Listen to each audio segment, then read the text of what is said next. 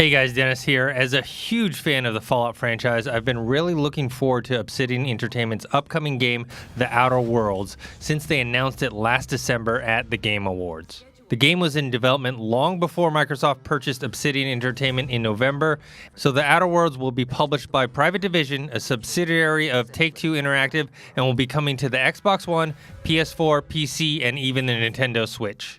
For people who don't know, the team over at Obsidian worked on the Fallout 3 spin-off, though not a direct sequel, Fallout New Vegas. Not only did Obsidian work on the game, but a few of the developers who worked on New Vegas also worked on the original Fallout games. Tim Kaine and Leonard Boyarsky, the creators of the Fallout series, are now working on The Outer Worlds as the game's directors. This is a new original property that uses similar gameplay mechanics to the current Fallout games, but in a different world and setting.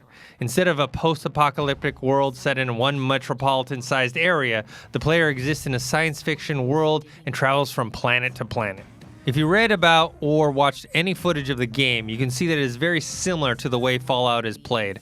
However, in an entirely different world with different story and characters, and also a streamlined UI with enhancements. One of the best things Obsidian did with Fallout New Vegas after Bethesda turned the franchise from the isometric third-person RPG into the first-person RPG is that they streamlined some of the UI, and they've done that even more so with this game.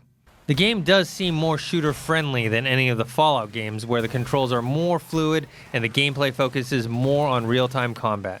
Instead of VATS like in Fallout, Outer Worlds has a similar but different gameplay mechanic called TTD, which is short for Tactical Time Dilation. When engaging TTD, you can't target areas of the bodies and have the attacks automated. It's just slowed down so you can aim and attack enemies where you want, but you have to aim and fire yourself. There's a meter for TTD that runs out after a set amount of time that you need to wait to replenish, so you can't always rely on it for combat. Weapon choices seem pretty standard with pistols, automatics, machine guns, heavy machine guns, and so forth. Ammo did seem a bit scarce, which games like this need to balance the availability to make sure that there's enough ammo for players to survive and progress through the game, while not having an overabundance that allows players to fire away with any consequences or thought to rationing. Enemies and environments so far, while decent, seem limited and not super memorable, but perhaps most likely due to the fact that I was only allowed to play a couple areas. So hopefully in the full game, the types of enemies and locations begin to vary both in type and visuals. Upgrading and progressing is similar to Fallout, with different skill upgrades, perks, and other enhancements to characters and weapons. But I did find the menu system more refined and easier to use and view.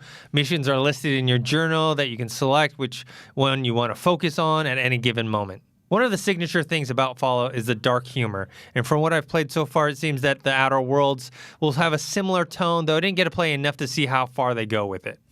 Another cool thing that I learned was, unlike in Fallout where you're limited to only one companion character, you have up to 2 companions that can help you along your way. This is much like in the Mass Effect and Dragon Age games, and it leads to interactions and dialogues between the companion characters depending on who you've chosen and to bring along your journey.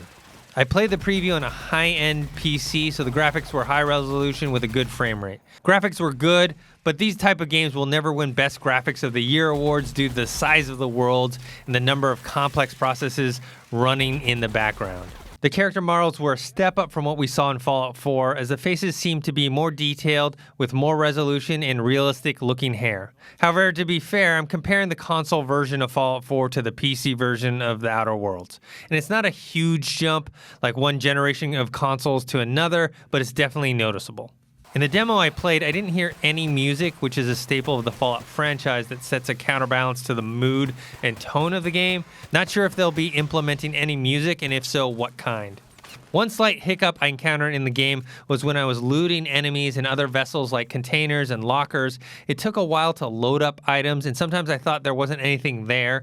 Seems like this is something that they should be able to fix before launch, but it's kind of annoying to having to keep checking to make sure I got everything.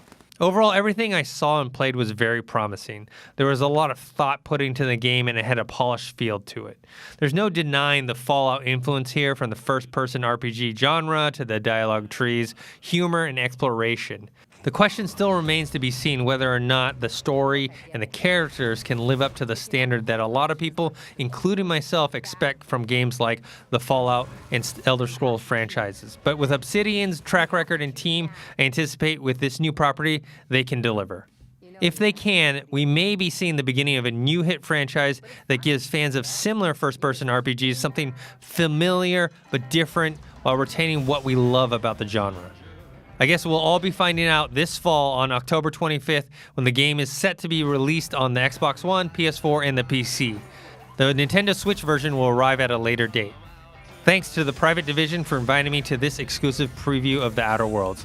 Please post your comments below, subscribe to the channel, let me know your thoughts of your anticipation of this game and whether you're a Fallout fan, an Elder Scrolls fan, and what you think so far of The Outer Worlds.